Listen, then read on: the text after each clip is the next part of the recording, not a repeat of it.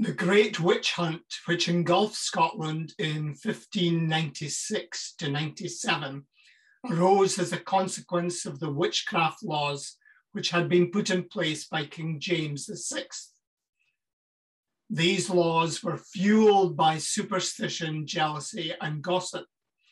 Those accused of witchcraft readily became scapegoats when things went wrong or grievances festered.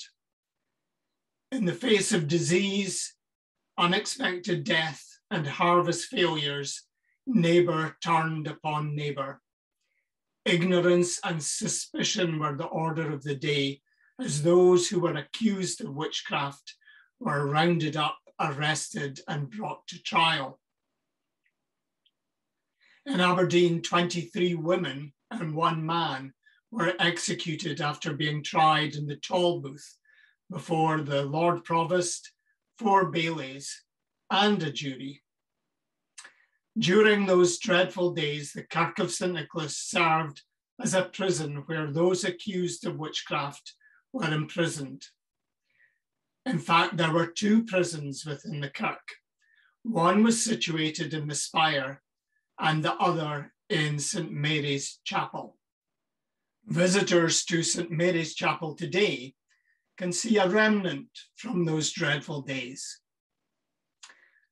An iron ring embedded on a pillar on the west wall of the chapel stands testimony to those who lay in chains awaiting their fate. The ring can be easily overlooked as it is relatively insignificant, yet it remains a silent witness to those whom society had condemned as witches. Apparently, the chapel was first used by a group of women who belonged to the Order of St Mary of the Pity.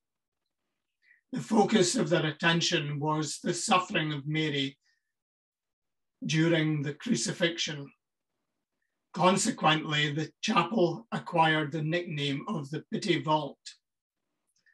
The incarceration of those accused of witchcraft in the chapel in the early years of the 16th century gave that name an added poignancy. A number of historians believe that Aberdeen burned more witches than any other community in Scotland. Chris Crawley of Aberdeen University made comment on this, saying that this may not be entirely accurate, but what is absolutely accurate is that Aberdeen had the best civic records of witch burning. Within the city archives are numerous documents that provide a wealth of information regarding the witches and their fate. They include full details of every trial and any subsequent execution.